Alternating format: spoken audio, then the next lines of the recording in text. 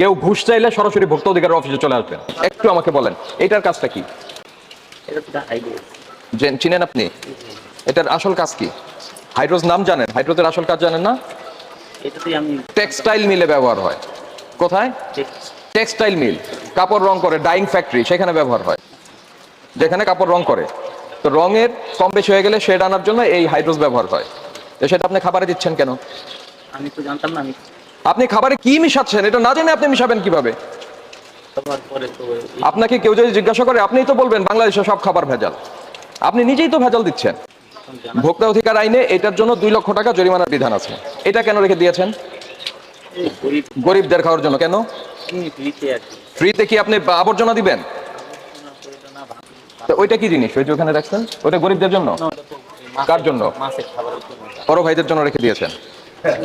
ভাই প্লিজ রসিকতা ধরনের কথাবার্তা বলবেন না। ওইখানে যে মিষ্টিগুলি রেখেছেন, ছাদ থেকে যে পানি পড়ছে এই যে চাল থেকে, এটা দেখেছেন? আপনি ঢাকনা দেননি কেন? আপনি গরিব। এই ব্যবসা আপনার জন্য না। যিনি একটা কেমিক্যাল ব্যবহার করছে এটা জানে না এটার কি কাজ, এই ব্যবসা আপনার জন্য না। তাহলে এটা আমরা বন্ধ করে দিই, আপনি অন্য কোনো ব্যবসা চিন্তা ভাবনা করেন। আপনি এই ব্যবসা পরিচালনা করতে পারবেন না। আপনি একজন অসচেতন, আপনি একজন বিজনেস সম্পর্কে আপনার কোনো আইডিয়া নাই, সেই বিজনেস আপনি করতে যাচ্ছেন। এই মিষ্টি কোথায় কোথায় যায়? জুরাইন পাঠান না, মোগল দই ঘরে যায়।